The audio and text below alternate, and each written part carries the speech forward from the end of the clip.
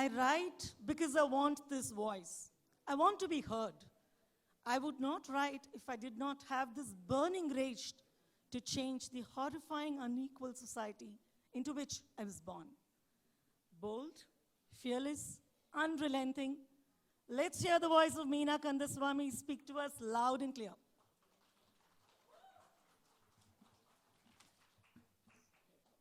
Thanks for coming here today.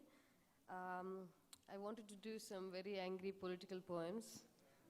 And then I have a 3-year-old child at home, so I thought, I'm not going to jail just yet.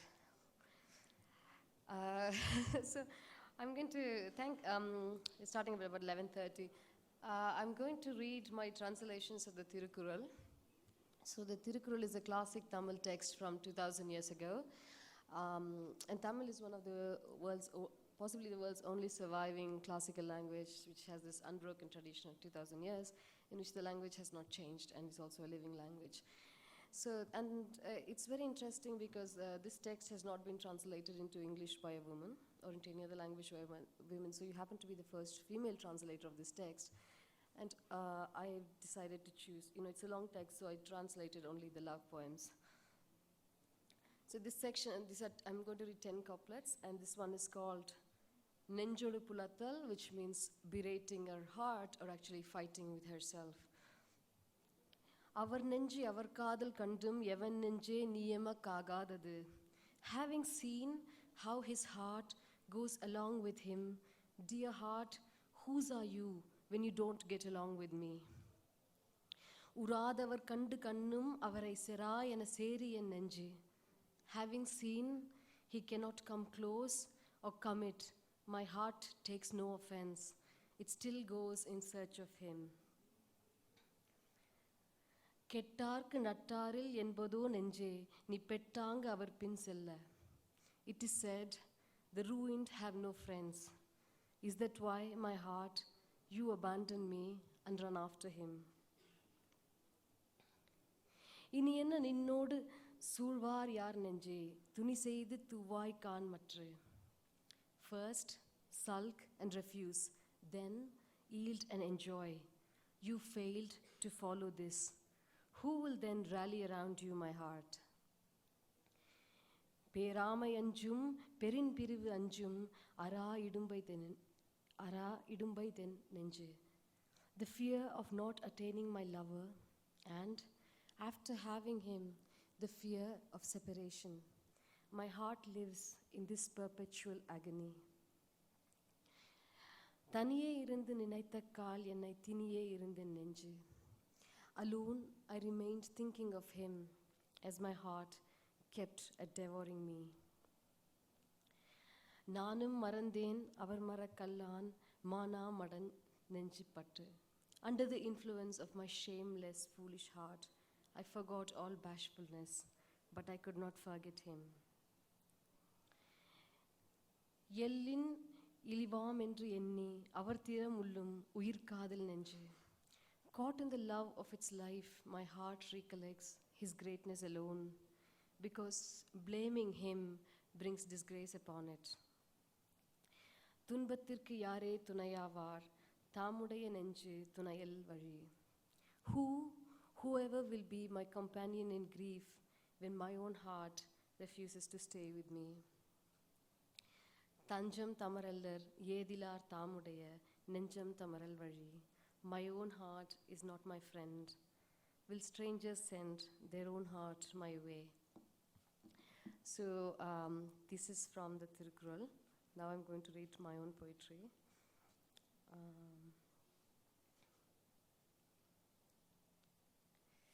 We'll stick on the theme of love for a bit, and then I will, what do you call, diversify.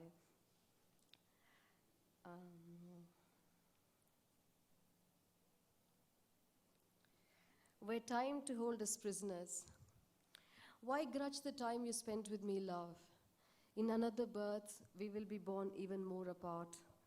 We won't know the shape of the other's face, the color of the other's skin, the words for love in each other's tongue, and what it will mean to spend a night in each other's arms. Then, only this constant absence of a love we knew very long ago. a love we can no longer reach to touch, a love that will betray itself in tears, a love that will make us weep on full moon nights. Other loves may take place, take space, even take away this unnamed pain that skins our hearts, but only we will know, with the sureness of old souls, why we long for that part of us which went missing. Then we cannot make claims. I cannot turn up at your door and ask for a kiss. I cannot even ask for a fight. Love me now. The torments of being torn apart can haunt us another day. This is a love poem to language. A silent letter. We met halfway in English, a habit than a language, precise as bullets in your politics, raw as a knife wound in my poetry. You bathing every English word in your mother tongue, as if this was the only way of settling down. You switching to French in pain, the unexpected pardon, the sudden oui that tells me you are dreaming, tells me that you have touched ground. How do I come to your home? In that land of words where I handcraft my dreams, we do not have alphabets that disappear into silences. Not for us, the unspoken sibilants, the gliding liquids, an elision at the end of words, contortions of sophistication. Our vowels, we call them life. Our consonants, we treat them as the body where this life begins to breathe, makes meaning, makes love, makes do. Everything is meant to be pronounced. Here, the only rule, what you see is what you say. Nothing seen goes unsaid. I struggle with this tongue tied to its roots, untrained to let things slide, that does not know how to suppress sound, that is dying to come home to you, instead stays a stranger at your door.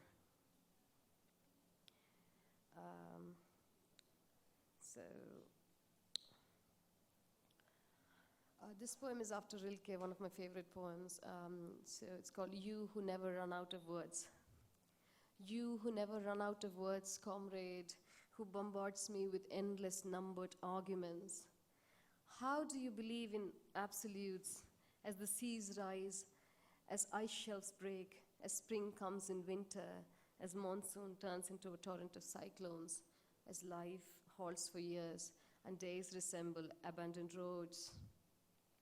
Here life is a roll of dice, a vagabond's paradise, but you dream in black and white, you punctuate small talk with your slogans, dazzle us with history as anecdote, joke, warning. Broken within, I ramble to a friend who someday turns lover. The comrade, he's my conscience, he has my heart, but he's unadulterated gold, too pure to be a jewel, too soft to hold a gem. To his spotless blue sky, I'm a thunderstorm sending forth portents. We share you like a secret, and in his arms, before I return to you, I promise to be strong. In our kitchen, you and I, we hear the radio. The earth is on fire, the reports say, and I ask you, unsure, if we did the right thing in having children. And for the first time, comrade, I catch your silence.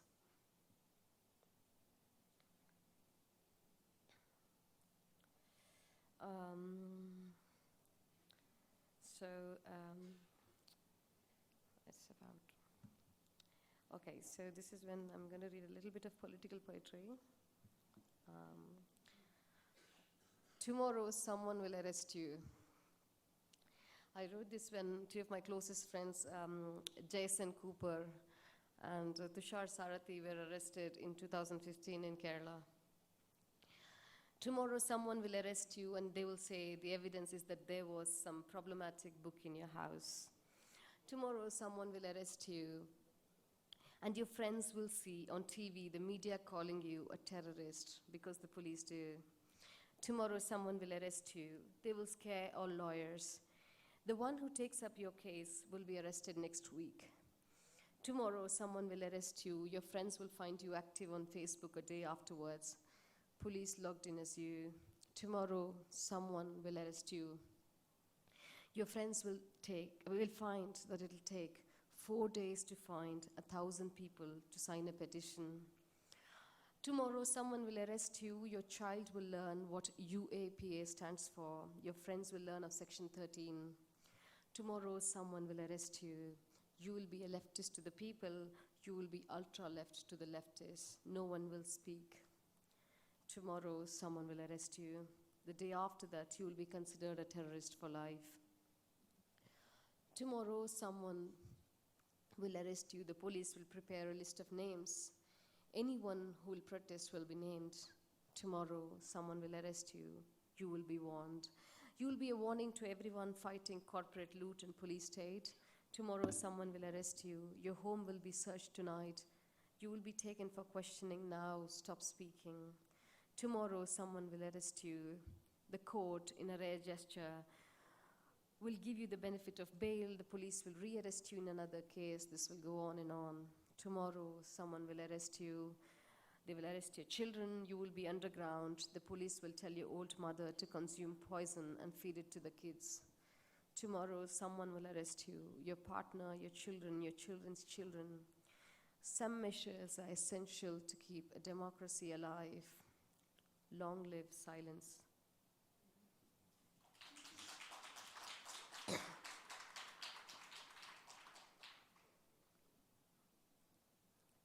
The old trap.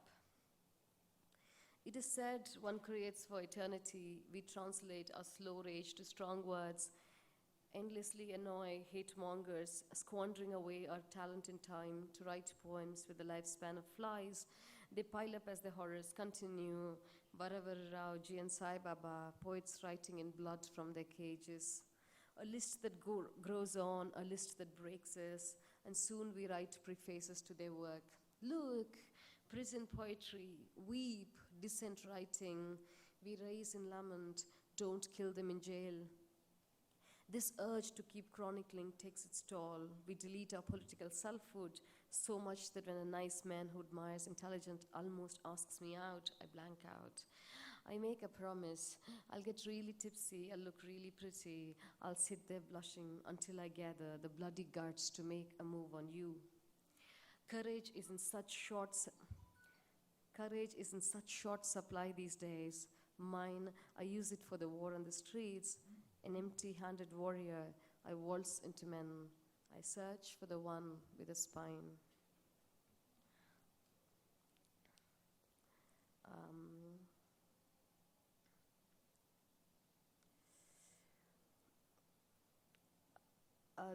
Today there's actually a protest happening in Bangalore for Bilkis Bano. If I was not reading poetry here, I would be reading poetry there. I happen to be here. So I'm going to read 2 poems that, kind of were definitive for me to talk about the rape culture that exists in our society. So the first one was written after Nirbhaya happened. So this is in memory of Nirbhaya, who died following the heinous rape in New Delhi in December 2012. So Sangarsh Karna Hai, or we have to struggle, were her last words. Hear the hurried truth, day after day after day of battling death and keeping him at bay. You became the star, taking struggle in her stride, and we became the body breaking free. We became the scream cutting loose. From the curse of silence, we became the protest that poured like blood from a wounded night. And learning from you, we became the flesh that became the fight. And then I'm going to finish with, do I have time for 2 questions? I just finished with 1 poem, yeah? So yeah, thank you so much. So this is a poem called Rape Nation. This again goes with the theme. In Hathras, cops barricade a raped woman's home, hijack her corpse, set it afire on a murderous night, deaf to her mother's howling pain. In a land where Dalits cannot rule, they cannot rage or even moan. This has happened before, this will happen again. What does that fire remember? The screams of satis dragged to their husbands' pyres and brides burnt alive, the wails of caste-crossed lovers put to death, the tongue-chopped shrieking of raped women. This has happened before, this will happen again. Manu said once, so his dickheads repeat today. All women are harlots, all women are base, all women seek is sex, all they shall have is rape. Manu gives men a license plate, such rape mandate. This has happened before, this will happen again. This has happened before, this will happen again. Sanatan, the only law of the land that's in force. Sanatan, where nothing ever will change. Always, always a victim blaming slut template, a rapist shielding police state, a caste denying fourth estate. This has happened before, this will happen again. I always want to finish on a note of hope, and especially, when we find that we as, for good or bad, being born in a majoritarian community, born as Hindus, we have to realize that our freedom to religion was also under threat. Like, in Tamil Nadu, let's say so this is the classic words of Appar, a 7th century Saivite poet who was asking for the freedom to be a Shaivite under a Jain emperor. I think it's very interesting because sometimes you have to realize that, this is a cycle and there's always hope. We are not the citizens. Namarkum kudiyallom namanayanjom, naragathil idarpadom nadalayillom. We are not the subjects of anyone. We do not fear the God of death. We shall not suffer, were we to end in hell. We have no deception. We have no illusions. Namarkum kudiyallom namanayanjom, naragathil idarpadom nadalayillom. Nobody's citizens, nobody's slaves, fearless of lynchings and beheadings, unscathed by the torrent of hellfires, we do not tremble at certain depths. Namarkum kudiyallom namanayanjom, naragathil idarpadom nadalayillom. As people, we refuse to be ruled. As people, we refuse to die. As people, we refuse to suffer. As people, we refuse to be deceived. Namarkum kudiyallom namanayanjom, naragathil idarpadom nadalayillom. Thank you.